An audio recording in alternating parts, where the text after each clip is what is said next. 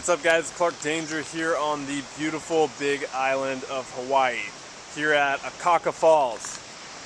Check that thing out, 400 something feet tall, and yeah, it's crazy. I'm in Hawaii, 18 hitchhikers later, and I'm finally at this place. But I just want to share something that's been on my mind recently, just through this trip of coming to Hawaii and really doing some reflection, and that's the concept of blueprinting.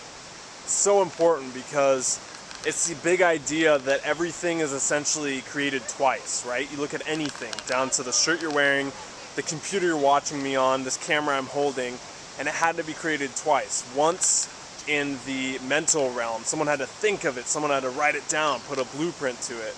And then in the physical realm, someone actually had to do that. So knowing this, we can take that into our own lives and realize that if we don't even give ourselves a chance to dream it up or think it up, we can't even take the next step to really go further and actually turn it into the physical manifestation and reality, really. So to take it from woo-woo terms, if you want to play big, you got to think big. So that's a really big concept, and I think a lot of times for me what gets in the way is this whole perfectionist mentality that everything has to be perfect, or that one day it's going to be perfect. And in reality, we know that that's really the enemy of getting anywhere, because you look at anything, and I don't think being successful is being perfect. I think if anything, it's the enemy of being great. I think being great is something we can all be striving for, but being perfect is kind of too far out there, and that's such an unrealistic standard that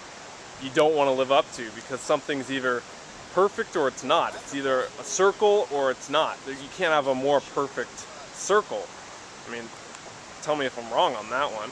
But a lot of that's our upbringing, because when we hold ourselves to that standard of perfection, you subconsciously hold others there too. And I notice for me, from personal experience, when I'm so more judgmental towards others, it's because I'm more judgmental to myself.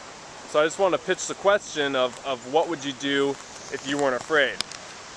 I know it's a big one, and it's so easy to skim over if we're just hearing this and just blow it off, but really spend 2 or 3 minutes writing that down and really journaling on that and seeing if that brings up any ideas for you.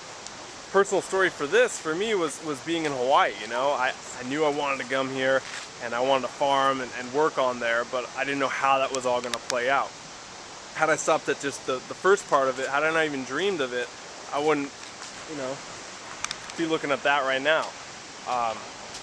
But really taking the next action steps, taking the next steps from the blueprint and the vision that I had to eventually buying a ticket, you know, eventually finding a farm, eventually coming to places, eventually hitchhiking up. You know, it all just kind of falls into place. So what would you do if you weren't afraid? Stop being a perfectionist, blueprint, because everything's created twice.